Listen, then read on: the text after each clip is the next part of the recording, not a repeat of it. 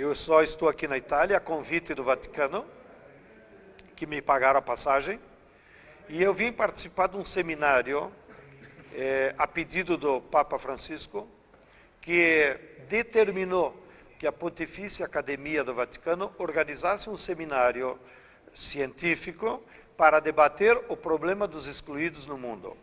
E pela primeira vez, a Pontifícia Acadêmica, em vez de convidar só cientistas, acadêmicos renomados, convidou os movimentos sociais. Então eu vim, e me sinto muito orgulhoso por isso, representando o MST e a Via Campesina, e havia também um movimento social, que é também amigo do Papa, dos cantoneiros da Argentina, dos trabalhadores que trabalham com os produtos recicláveis. E então, pela primeira vez, nós pudemos, no ambiente da ciência vaticana, dizer aos cardeais e à inteligência vaticana qual é o ponto de vista dos movimentos sociais sobre o problema dos excluídos. E nós dissemos a eles quais são as causas que existem excluídos no mundo. E as causas estão no sistema capitalista, no controle que os bancos e as corporações internacionais estão fazendo da economia do mundo. E também apresentamos saídas, seja relacionadas com a falência da democracia burguesa, que não permite a que os trabalhadores e os pobres participem da vida política, como das alternativas que nós temos que criar do ponto de vista da economia, para que se garanta a toda a população, em todos os países do mundo, o princípio fundamental, que é que todo cidadão tem direito a trabalho. Porque quem não tem direito a trabalho não pode se realizar na sociedade. Segundo, que todo cidadão tem que ter direito a uma moradia digna, porque se você não tem aonde viver com a sua família, você não será um cidadão. E terceiro lugar, todo cidadão tem direito à educação, porque o conhecimento é mais importante do que qualquer outro valor. E sem essas três coisas fundamentais, não podemos falar dos valores cristãos, da solidariedade, da igualdade, da fraternidade. Vira um discurso hipócrita. E eu saio do Vaticano muito feliz, porque acredito que o Papa Francisco representa, de fato, um compromisso sério de mudanças, mudança no Vaticano, que já começaram, para limpar a casa. O primeiro exemplo que o Francesco tem que dar é limpar a própria casa, para poder ter moral de falar dos outros. Segundo, tem que ter mudanças na igreja como um todo, na sua política, e acredito que a exortação apostólica, que é o primeiro escrito do Papa, é muito importante, porque ele faz uma reflexão sobre a conjuntura política e sobre os prejuízos que o capitalismo está impondo à humanidade, e demonstra um compromisso claro com o trabalhador. E, terceiro lugar, eu acredito que a igreja pode ser um sinal de esperança das necessidades de mudança que deve ter nos nossos países, no sistema político e no sistema econômico. E com isso também conseguimos motivar a que o Vaticano nos ajude, como Via Campesina e como movimentos sociais, nós organizarmos no próximo ano diversas conferências para seguir essa reflexão. Então já acordamos de fazer uma conferência, por exemplo, para discutir as sementes transgênicas, que hoje é um monopólio das transnacionais e que afeta os camponeses de todo o mundo. Acordamos também de organizar uma conferência para que os movimentos sociais de todo o mundo dialoguem com a igreja a partir da provocação que o Papa fez na exortação apostólica sobre o mundo do trabalho recém-publicado. E nós esperamos que a partir dessas iniciativas haja então daqui para diante um diálogo maior do Vaticano com os movimentos sociais, da igreja com os movimentos sociais, para que inclusive em nossos países não seja mais o núncio apostólico, que é um cargo burocrático, diplomático, que faça ingerência na nossa igreja, mas que as igrejas locais ouçam os povos, e não o núncio apostólico, que é um burocrático a serviço de não sei quem.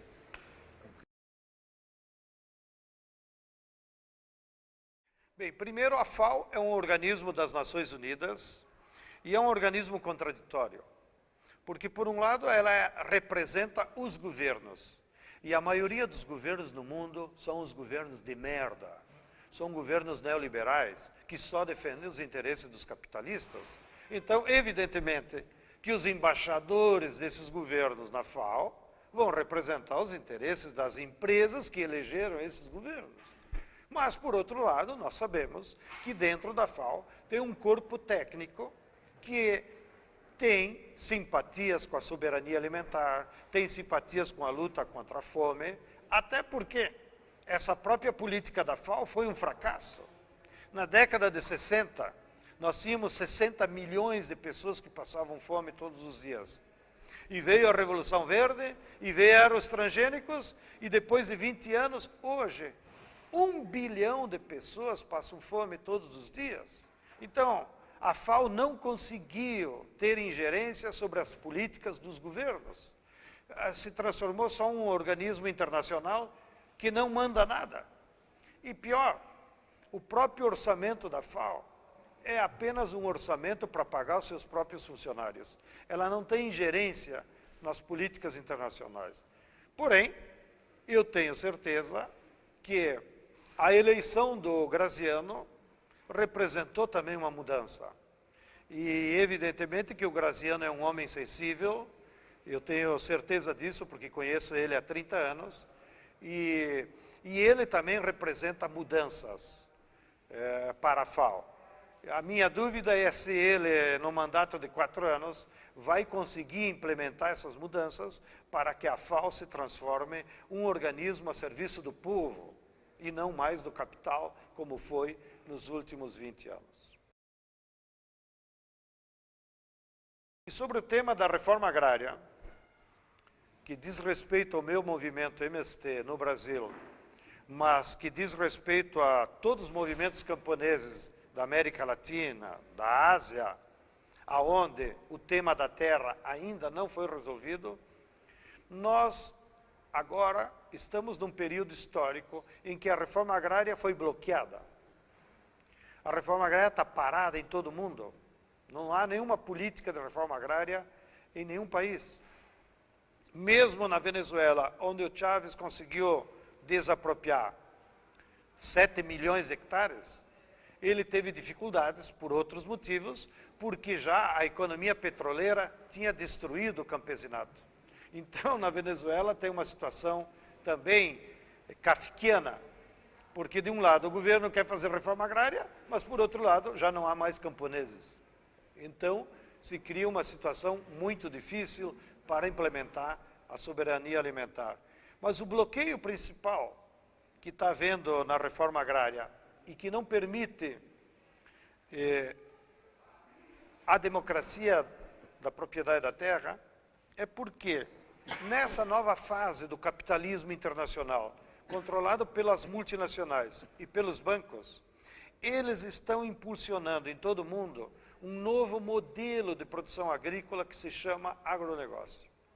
E esse modelo significa uma avalanche de capital financeiro e das transnacionais que vão aos países e privatizam a terra, privatizam a água, privatizam os recursos naturais, as florestas, e agora estão tentando privatizar, inclusive, o ar, com essa política do crédito carbono, porque as empresas, por GPS, mapeiam o nível de oxigênio e de fotossíntese das florestas, transformam isso num documento, num título fictício, com um determinado valor, e vêm aqui para a Europa vender na Bolsa esses títulos para compensar a emissão de gás carbono que as indústrias seguem poluindo o mundo. Então isso é uma hipocrisia completa, em que grandes capitalistas do mundo estão ganhando dinheiro com essa hipocrisia e se apropriaram de forma privada até do ar. Bem, e as outras características do modelo é que esse modelo impôs o monocultivo da produção, um uso intensivo de máquinas e venenos agrícolas e a expulsão dos camponeses. Então, eles dizem, para os capitalistas continuar ganhando dinheiro, eles não precisam fazer reforma agrária, como o capitalismo industrial fez no século XX. Que o capitalismo industrial fez reforma agrária porque precisava dos camponeses para produzir matéria-prima para a indústria. Agora, como polo de concentração, não é mais a indústria, mas é o banco e as empresas transnacionais, eles não precisam mais dos camponeses e estão expulsando. Então, o que nós dissemos?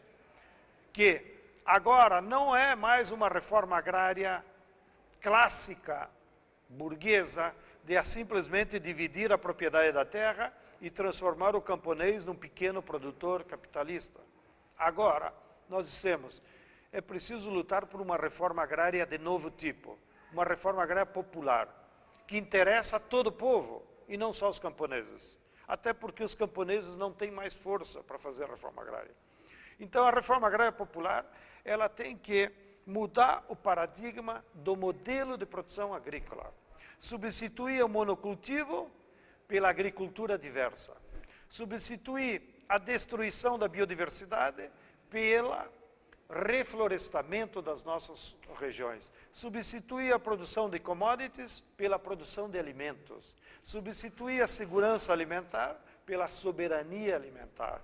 E substituir essa matriz tecnológica predadora da natureza do capital pela matriz tecnológica da agroecologia, que são técnicas de produção na agricultura que aumentam a produtividade do trabalho, aumentam a produtividade da terra em equilíbrio com a natureza. E também a nossa reforma agrária popular defende o princípio de democratizar a educação. Porque se não democratizarmos o conhecimento, de nada adianta os camponeses produzirem alimentos e seguirem ignorantes. Agora, qual é o ponto? É que para lutarmos por reforma agrária popular, não basta apenas os camponeses. É preciso uma grande aliança popular, que junte os trabalhadores da cidade com os trabalhadores do campo. E, por outro lado, precisa um governo popular, que seja fruto das grandes mobilizações de massa e da vontade popular. E essa é a dificuldade atual, que nós não temos nem uma grande mobilização popular em todo o mundo, ou seja, o movimento de massas está em crise no mundo, e, por outro lado, nós temos a maioria dos governos neoliberais. E é essa a situação de dificuldades que nós enfrentamos agora, porém, será temporária. Não pense que sou pessimista, eu sou otimista. E ainda verei uma reforma agrária popular em todo o mundo. Podem escrever e o Francesco vai nos ajudar. Muito obrigado.